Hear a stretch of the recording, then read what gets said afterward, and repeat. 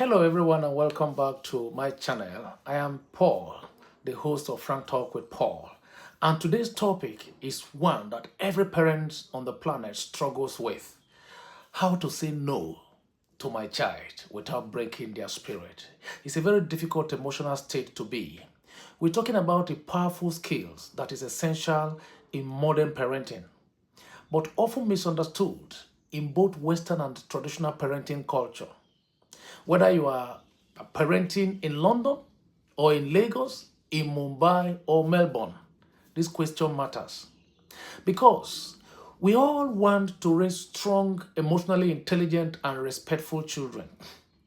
But we also want them to be confident, expressive, and not crushed by rejection, by our own rejection. So, how do you balance this? Saying no to the wrong behavior without saying no to the child's sense of worth. That's very key. Let's talk about the best parenting way to say no without shame, without shouting or shutting your child down. Because your connectivity with their emotion is a great key in your hand. Let's be honest. Saying no is not easy. Sometimes we avoid it because we feel guilty. We want to keep the peace that exists between you and your child. We fear they will hate us. We think a little indulgence doesn't hurt. But let me say this clearly. Saying no is one of the most loving things you can do as a parent. Because saying no teaches boundaries. It builds self-control, helps children understand limits, and prepare them for the real world where they don't always get their way. Because they are going to be resistant hurdles everywhere, especially in today's world of instant gratification and child-centered marketing. Saying no is not just helpful, it is critical in helping your child to grow through the growth process. But here is the catch.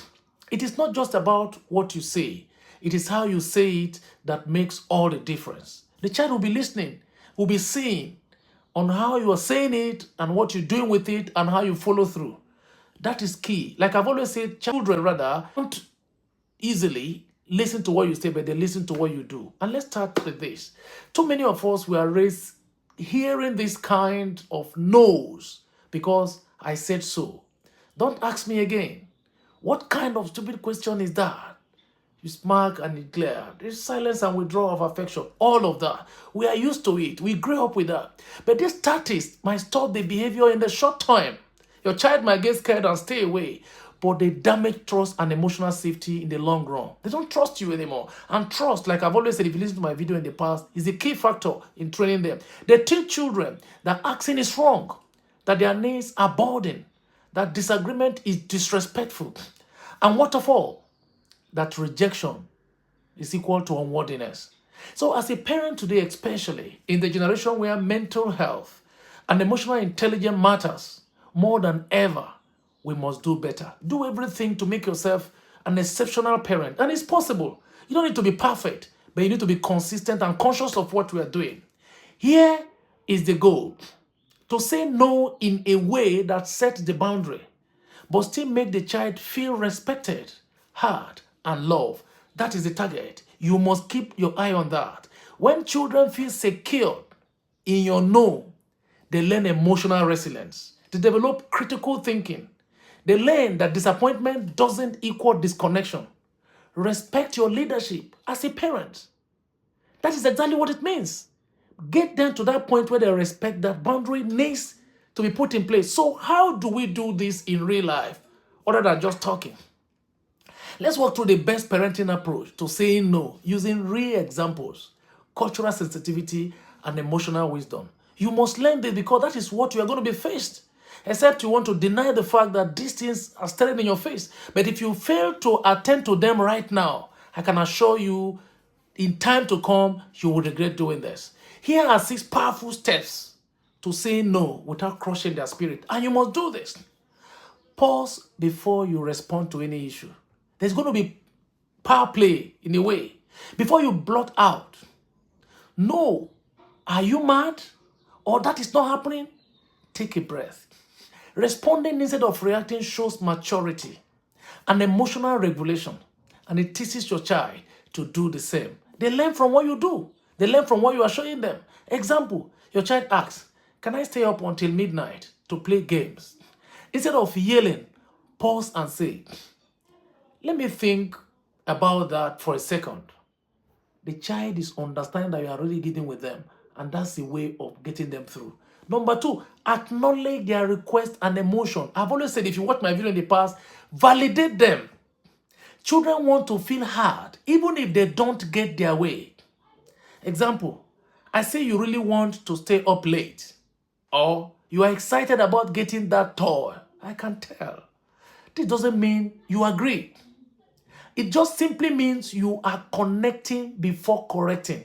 You need to connect emotionally with these children before you can correct them. Otherwise, it will be exercise in futility. Number three, say no with clarity, not cruelty. Be direct at it. Don't over-explain or over-apologize. Keep it calm and confident. Let there be clear point made. No, we can't buy that today. No, you can't go to that party this weekend. No, it is not okay to talk to me that way. But say it with empathy and not with anger. Once anger comes out, even when you are doing that and it's all embellished with anger, it defeats the purpose. Give a brief reason when it's appropriate. Sometimes, not always. Offer a reason that makes sense. No, because we already have toys at home. And we are saving money. No, because you have school tomorrow and need to rest. These are things that the children will understand. These help children understand the why, not just the rule. Because you're making them understand that you value them, but you prioritize what you are keeping for them from avoiding that. Offer an alternative if it is possible. This shows you are not shutting them down. You are guiding them towards something better. No, you can't eat more sweets. But how about some fruits or yogurt? No, you can't play now. But after homework, you will have 30 minutes of screenplay. It means you are still encompassing, you are welcoming, you helping them, you're making choices for them. It is not always possible, but when it is, use it. Reaffirm your love and connection. Let them understand that you still love them. They have to be need to reaffirm it to them. This is the most important part, especially for children with trauma, anxiety, and rejection sensitivity. When they have that kind of sensitivity, if you reaffirm it, you are helping them. I love you. I am saying no, but I'm still here. This doesn't change how much I care about you. You can be upset, and I still love you.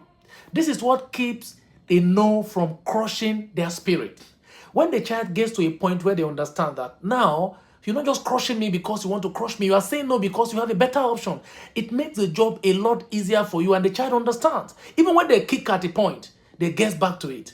Let's look at real life parenting situation and how to apply this. Because in every days of our parenting life, at the journey, you keep seeing situation every day and how to help them. We paint some here and let's see. For instance, can I sleep over at a friend's house and you are not comfortable? If it's not just ask you that. The bad response is, are you mad? Are you not sleeping anywhere? You don't know people these days. You are not sleeping anywhere. You are not going anywhere. That's the bad response.